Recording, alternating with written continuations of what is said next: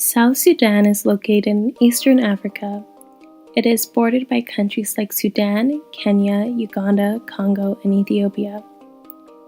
Sudan has been a country divided by war for many generations, to the point where Sudan is known for having Africa's longest civil war to exist. The non-conformant aspects of cultures brought religious tensions between the Islamic North and Christian South of South Sudan. A peace agreement was signed in 2005 but failed to keep the order and peace within the country. As of 2011, South Sudan became the world's youngest nation. As the country planned to grow and progress, issues and conflict between different tribes in South Sudan caused another war yet again. In typical war fashion, everyone is affected. It's a race between who can exert the most power, portraying dominance over the other. It gives a perfect excuse to target the people of a particular area because they're vulnerable. Usually in violent war crime areas, violent and brutal acts are carried out against women and children because of the absence of the men fighting the war. The main example of these horrible crimes is using rape as a weapon of war. Throughout history, it has been a common tactic to show the enemy the power of the group's superiority, political, and national strength. The main factors that affect rape being used as a weapon of war is war, poverty, and gender inequality. War is one of the main factors which affects the situation of rape being used as a weapon of war in South Sudan. In situations where war occurs in a specific area, usually the men go off to defend their country, tribe, or nation. In doing this, women and children become a target for violent acts and inhumane behavior because they are left behind and must fend for themselves. And in enemies' eyes, they are no longer seen as just women and children, but a strategy and a formulated opportunity to have power over the enemy. The effects that these crimes leave on community is horrific. Usually these tactics are used during war as a method of oppression and control. The reason they're used is because these tactics destroy families and social communities. It terrorizes women and creates fear within family structures. Women are often left to face psychological, physical, mental, emotional, and social aspects of rape being used as a weapon of war.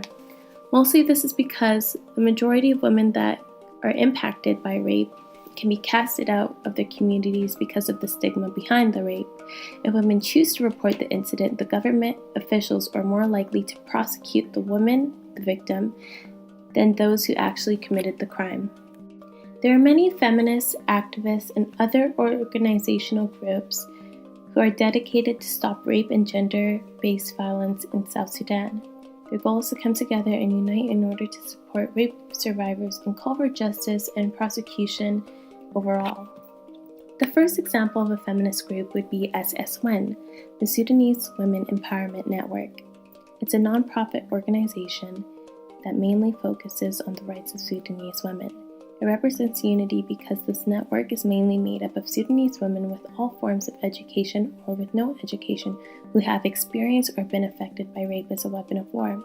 Some of the programs and activities this organization has partaken in are women leadership, helping women to find their voice and know their rights, partaking in the UN Democracy Fund, and going into the communities to provide essential benefits for the women in need. WELD, WELDD, Women's Empowerment and Leadership Development for Democracy, is another great feminist group.